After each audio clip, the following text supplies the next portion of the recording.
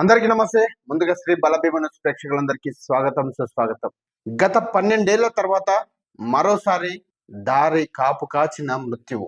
అప్పుడు జరిగిన చోటే మళ్ళీ ఇప్పుడు ప్రమాదం జరిగింది. కర్నూలులో ఒక్కసారిగా బస్సులో మంటలు చెలరాగాయి. దీనిపైన తెలుగు రాష్ట్రాలలో తీవ్ర విషాదం అయితే నెలకొందని మనం చెప్పవచ్చు. 2013 పాలెం బస్ యాక్సిడెంట్.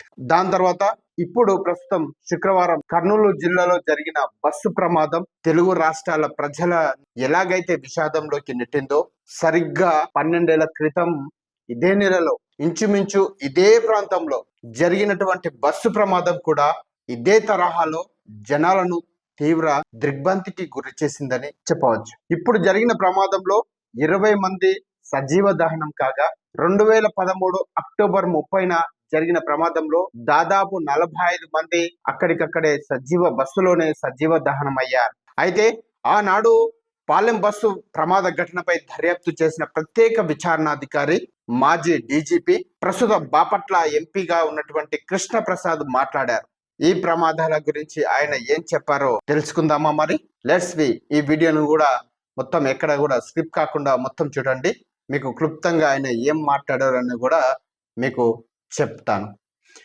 అది 2013 సంవత్సరం. ఆ రోజు అక్టోబర్ 30 దాదాపు 60 మంది ప్రయాణికులతో జబ్బర్ ట్రావెల్స్ కు చెందినటువంటి ప్రైవేట్ వోల్వో బస్సు బెంగళూరు నుంచి హైదరాబాద్ బయలుదేరింది. తెల్లవారుజామున 5 గంటలకు సరిగ్గా మహబూబ్ నగర్ జిల్లా పాలెం వద్దకు రాగానే కారును ఓవర్టేక్ చేయబోయి కల్వర్టును ఢీకొట్టింది.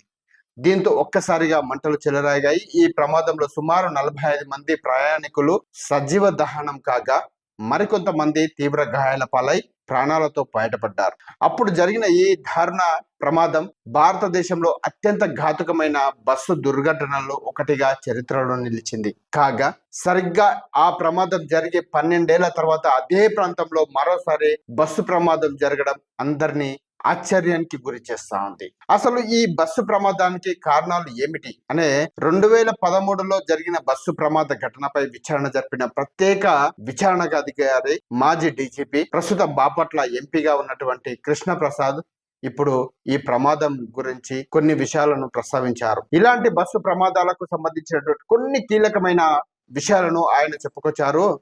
రోడ్డు డిజైన్ తో పాటు బస్ డిజైన్ లో లోపాల వల్లే పాలెం ప్రమాదం జరిగిందని ఆయన తెలిపారు. పాలెం ఘటన జరిగిన ప్రాంతంలో రోడ్డు విస్తరణ చేసి కల్వర్టుని నిర్మించలేదు. బస్సు డ్రైవర్ ఓవర్ స్పీడ్ లో గమనించే లోపు బస్సు కల్వర్టును ఢీకొట్టింది.